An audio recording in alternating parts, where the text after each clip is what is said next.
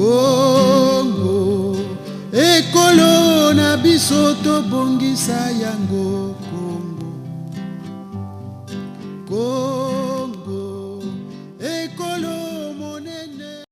Le dictateur Sassou Nguesso. Ici notre pays, le pays est foutu. Sassou 2016, ils sont foutus. Ils sont foutus 2016. Attends, calme-toi.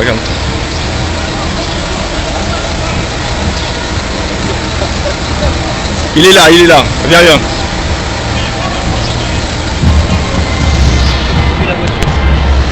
On n'a que le dictateur sanguinaire du Congo, avec justement ces Congolais qui ne sont pas vraiment des Congolais. Je me rends compte que le Congolais n'aime pas le Congo.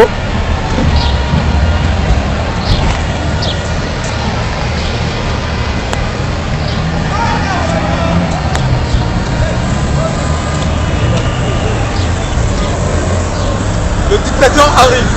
Le dictateur Sassou Nguesso arrive. Le dictateur Sassou Nguesso. Sassou Nguesso, c'est un dictateur.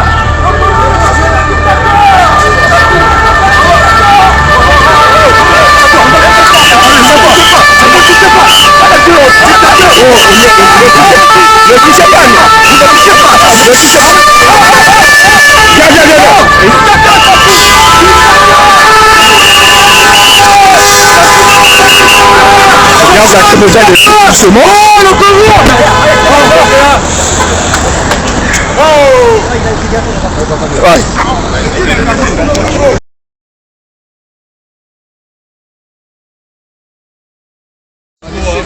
Le dictateur Sassou Nguesso. Ici notre pays, le pays est foutu. Sassou 2016, ils sont foutus. Ils sont foutus 2016. Attends, calme-toi.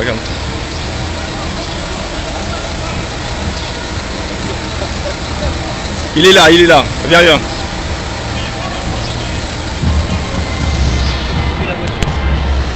On n'a que le dictateur sanguinaire du Congo, avec justement ces Congolais qui ne sont pas vraiment des Congolais. Je me rends compte que le Congolais n'aime pas le Congo.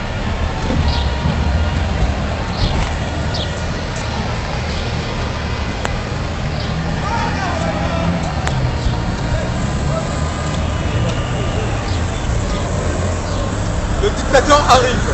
Le dictateur Sassou Nguesso arrive. Le dictateur Sassou Nguesso. Sassou Nguesso, c'est un dictateur.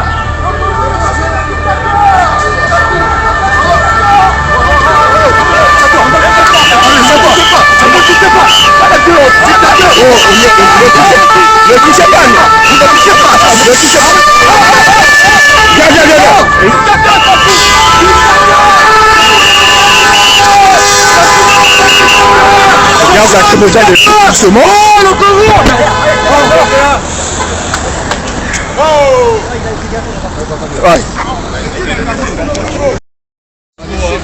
Le dictateur Sassou Nguesso. Ici notre pays, le pays est foutu. Sassou 2016, ils sont foutus. Ils sont foutus 2016. Attends, calme-toi.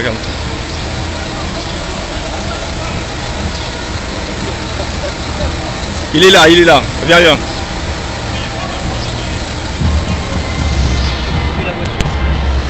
On n'a que le dictateur sanguinaire du Congo. Vous êtes bien sur Congo Liberté. Nous recevons aujourd'hui quelqu'un d'exceptionnel, un combattant, Donald l'Impérator, que d'ailleurs tous les Congolais de la diaspora connaissent, et ceux au pays qui militent et qui veulent le départ de Sassou connaissent. Bonjour mon cher et très jeune frère Donald. Bonjour confrère. Alors, donc nous vous recevons aujourd'hui parce que vous avez fait l'actualité entre-temps ici au pays. Vous faites partie des combattants congolais et aujourd'hui nous sommes très honorés de vous recevoir. Alors, Donald l'Impérator, vous menez des actions ici à Paris, coup de poing. Est-ce que ça ne frise pas à certains moments un peu l'illégalité? Est-ce que vous ne tombez pas dans le banditisme? Bon, on va pas peut-être parler du banditisme, mais je vais plus parler de l'illégalité parce que nous sommes dans un pays donc de droit. Et aujourd'hui, si on en arrive là, parce qu'on se dit que on n'a plus rien à perdre, Voilà, donc c'est pourquoi on a réfléchi et on a bien pensé que c'est la seule façon de nous faire entendre. C'est pourquoi on a choisi cette voie, bien sûr, à nos risques et périls. Voilà. Alors, à vos risques et périls, comme vous dites, est-ce que il y a des inquiétudes vis-à-vis des actions que vous menez, c'est-à-dire est-ce que vous recevez des menaces, par exemple? Oui, personnellement, j'en ai reçu parce qu'il faut dire que ça a diminué ces derniers temps. Voilà, bon, les menaces, il y en aura toujours, hein, verbales, comme encore un peu plus musclées, voilà, il y en aura toujours, hein, c'est la voie que nous avons choisie, on s'y attendait, hein, voilà. Alors, Donald Imperator sur Congo Liberty, nous recevons, comme vous venez de l'entendre, un combattant. Il n'est pas seul, il y a un groupe avec lui. Ce que les Congolais doivent savoir, c'est que les combattants aujourd'hui font plus peur au pouvoir que les différentes réunions qui se font ici à Paris. Alors, nous l'invitons aujourd'hui parce que nous souhaitons que les Congolais s'investissent auprès de ces groupes de jeunes. Est-ce que vous avez une certaine aide qui vient de la diaspora, par exemple, ou du pays, sans donner vos sources, bien sûr? Bon, je vais dire que non, sauf bien sûr il y a des exceptions, mais très très très peu. Voilà, des exceptions qui, je vais dire, de la diaspora aux États-Unis. Voilà une personne, et en Guyane aussi. Je tiens déjà même à les remercier. Mais mon message, ce que j'aimerais bien dire, c'est que tout ce qui peut nous nuire à ce pouvoir-là, tout ce qui est bien pour notre lutte, notre combat, parce que moi je pense que ce combat-là doit être de longue haleine. Il faut que nous organisons et que nous structurons tout cela. Voilà, donc moi ma préoccupation en est là. Il faut que nous arrivions à structurer cela parce que déjà, depuis qu'on est rentré de Rouen, j'ai fait passer même un message en ce sens. Mon véhicule est tombé en panne. Et c'est pourquoi vous allez remarquer, observer que sur la place de Paris, il y a comme si il n'y a plus des actions, il n'y a plus rien qui ne se fait. Simplement parce que notre véhicule est en panne et ça ne doit pas toujours être les mêmes personnes qui doivent faire. Nous devons être un peu plus nombreux pour pouvoir agir et être plus efficaces. Voilà quoi. Alors, cher frère, vous avez parlé de Rouen. Qu'est-ce qui s'est passé à Rouen? Parce que même moi, vous me parlez de Rouen, je ne comprends pas grand-chose. Est-ce que vous pouvez nous expliquer ce que vous entendez par Rouen?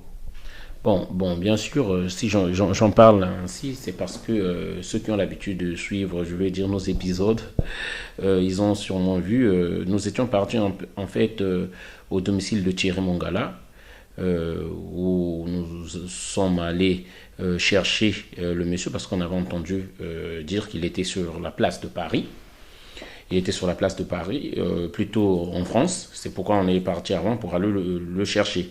Et bien sûr, pour faire une pierre deux coups, on est passé dans un Nganda, comme nous avons coutume de le dire au pays, dans un bar où des gens, des sassouistes, viennent souvent exhiber leurs chemises et l'image du dictateur. Et s'en est suivi une bagarre pour remettre un peu l'ordre là-dedans. Voilà, bon, pour ceux qui ont suivi les faits qui sont passés rond. Et au retour, c'est là où nous avons perdu le véhicule qu'on avait. Et bien sûr, dans le feu de l'action, lorsqu'on pensait à rester dans le feu de l'action, après on s'est retrouvé qu'on n'avait plus de moyens. On n'avait plus de moyens. Donc c'est pourquoi j'appelle à une organisée à structurer ce mouvement-là, parce que comme vous le dites, c'est bien ce mouvement-là qui nuit au pouvoir de Brazzaville. Et aujourd'hui, l'affaiblir, c'est pas une bonne chose. Donc moi, j'appellerais plus à structurer, à organiser cela, comme nous pouvons organiser d'autres choses que nous sommes en train de faire au niveau international et jusqu'à l'intérieur du pays. Alors là, vous parlez de structuration. Moi, je sais, parce que nous tenons une plateforme collaborative, il y a plusieurs personnes qui veulent entrer en contact avec vous, qui veulent vous aider. Comment ces personnes-là peuvent faire, même si nous, à l'issue de cette émission-là, nous allons mettre vos coordonnées sur Internet. Comment faire pour vous joindre? Oui, bon, j'ai déjà un Facebook, donc au nom de Ngouma Donald. Ils peuvent me contacter inbox par Facebook, se rapprocher en premier lieu déjà de moi, ou m'écrire à mon adresse Yahoo, Imperator, comme c'est écrit Imperator en anglais, donald@yahoo.fr. Voilà, donc ils peuvent me contacter. Et moi, j'aimerais bien qu'on s'asseye pour que ça soit plus propre, qu'on s'asseye et qu'on voit la faisabilité. Il y a d'autres personnes aussi qui veulent rejoindre le mouvement, venir avec nous, parce que nous désignons comme un groupe de pression. Hein, c'est pas, moi, je n'appelle pas ça vraiment le grand banditisme, mais je me dis que nous sommes un groupe de pression. Comme la France ne veut pas interdire ces gens-là de venir ici, je ne sais pas, peut-être par rapport à leur relations diplomatiques, nous allons nous arranger à interdire ces gens-là. Et je dis bien que cela va continuer. Cela va continuer tant que je serai en vie. Ce système-là va continuer. Voilà. Ils ont peut-être eu libre cours ces derniers temps, mais ça va reprendre et ça sera encore plus sévère. Et j'aime bien, lorsqu'ils viennent comme ça, il y aura encore... ils auront plus encore un moment à faire beaucoup d'attention, ils feront des erreurs et nous finirons par attraper un qui servira d'exemple. Donald l'Impérateur, le combattant, vous allez m'excuser, le plus célèbre de la place de Paris. Est-ce que Donald, finalement, j'entends bien, vous faites des actions contre les Congolais, mais on sait aussi que c'est votre groupe qui est allé à Orly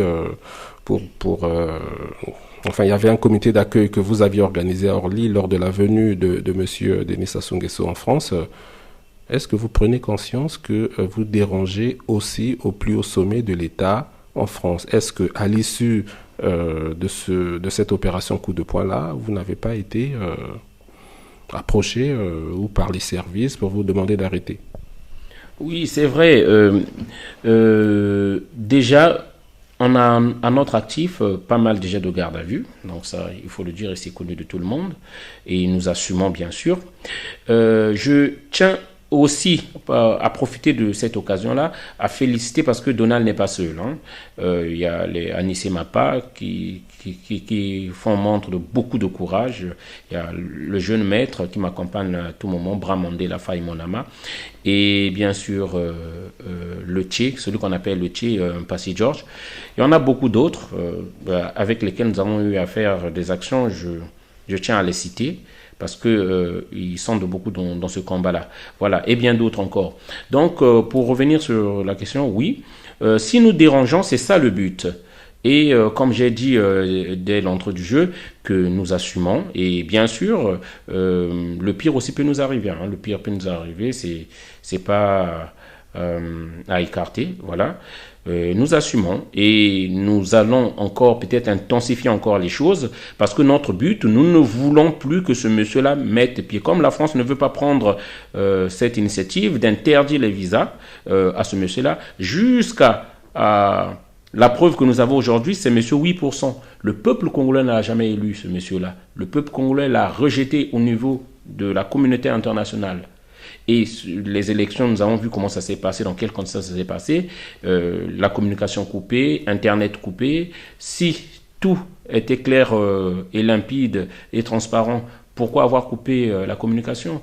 Pourquoi enfermer les opposants? Pourquoi torturer les enlèvements? Voilà, donc nous avons la preuve que ce monsieur-là a triché, que c'est monsieur 8%, voilà, que c'est monsieur 8%. Donc nous pensons que la France, c'est la terre des droits de l'homme. D'un côté, nous sommes aussi donc citoyens français, c'est la terre des droits de l'homme. Ce monsieur ne peut pas venir encore ici. Il ne peut pas venir ici, voilà.